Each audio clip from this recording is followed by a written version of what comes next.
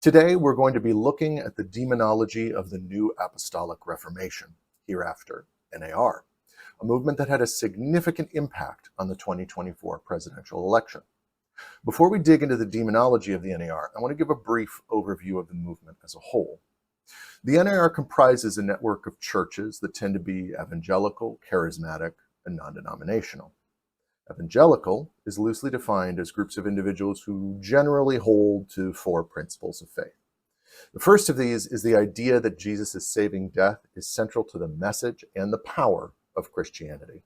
Thus, Christ's death is a literal event in history without which Christianity would have no power.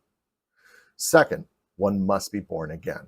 The idea of being born again here means that people have to turn away from sin and turn towards Christ of their own volition. Many evangelicals will have significant narratives about their personal conversions.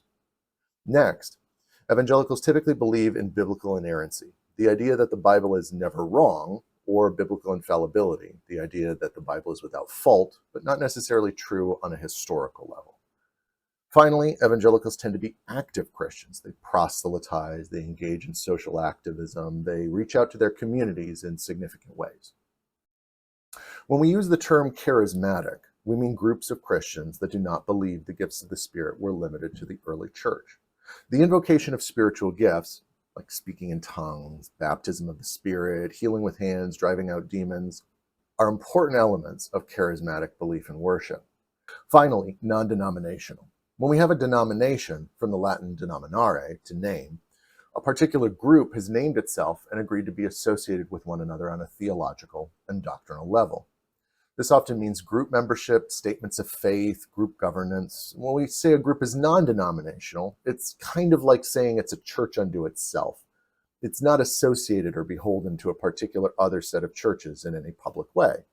For example, if you're a member of the Evangelical Lutheran Church of America, ELCA, a denomination, and you go too far off message from the rest of the ELCA, you could be subject to censorship or expulsion even.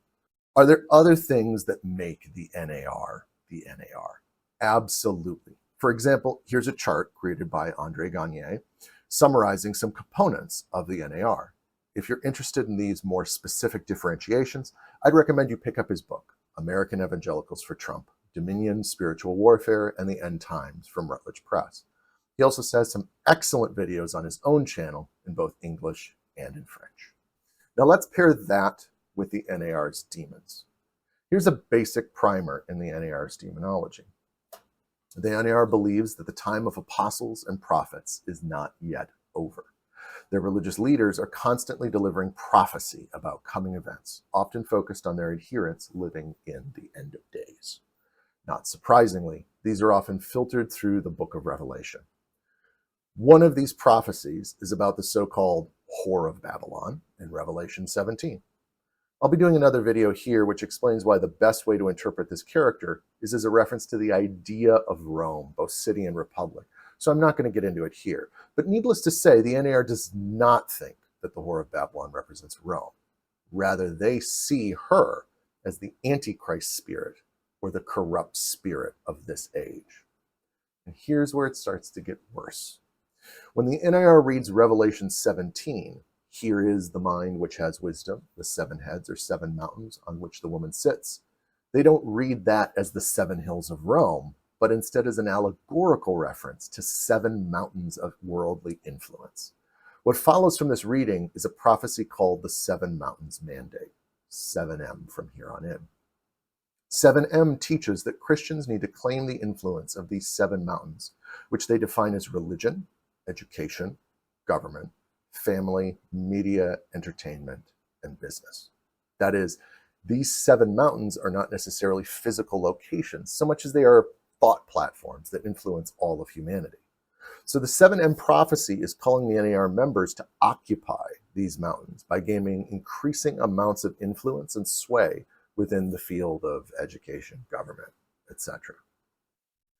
Of course, if the Antichrist spirit or the corrupt spirit of this age is currently sitting on these hills, these mountains, what does that mean? It means demons. Demons are swarming all over at least 6 out of the 7 mountains. The NAR kind of waffles on whether they feel like the religion mountain is locked down. and those demons need to be dealt with. Here's where we get into their idea of spiritual warfare. And if you're unfamiliar with this term, you need to go here to watch the video. Since the NAR places demons in a place of such central importance, their idea of spiritual warfare is necessarily very complex. C. Peter Wagner, one of the most important prophets in the movement and the person who coined the term New Apostolic Reformation, defines 3 levels of spiritual warfare, which authors like Sean McCloud and S. Jonathon O'Donnell have written about in their books in more detail. The first level is ground level spiritual warfare, which takes place in a kind of person-to-person context.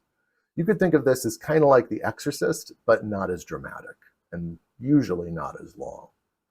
Then there's occult level spiritual warfare.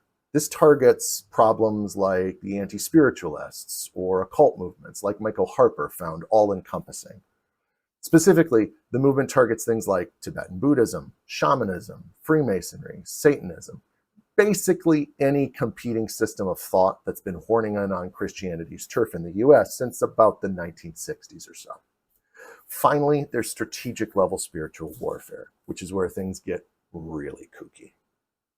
You see, the NAR believes that territorial spirits can take over geographical areas, even entire countries or cultural formations within their borders. From a historical perspective, this is something of a peculiar idea. I can't really think of any time prior to the NAR that demons have been in charge of specific, discrete geographical areas. I mean, we have ideas from the Bible, like in John 12:31, where Satan is depicted as the ruler of this world, but not that a particular demon is sort of like the ruler of Hoboken. The closest I can think of would be the notion that the devil and his minions orchestrated elections, which can be seen in some Civil War era material. But often the NAR invokes the ideas of principalities and powers from Ephesians 6:12 as evidence that their belief is true. In a future video, I'm going to talk a little bit more about how the NAR roots out these different geographical areas via a process they call spiritual mapping. Here's where we get into the NAR's political influence as well. Promoting the candidacy of Donald Trump was an act of strategic level warfare, one that was meant to claim territory in the war for the government mountain. In the eyes of the NAR, there are demons who are negatively influencing the territories that they occupy, but these demons can also exert influence through the demonized, either individuals or groups that, as O'Donnell writes, have traits associated with demons mapped onto them, such as willful deviance and inevitable failure. Say the Democratic Party, for instance. And if you have the NAR believing that the Democratic Party is demonized as an institution, that's a powerful voting bloc you might have.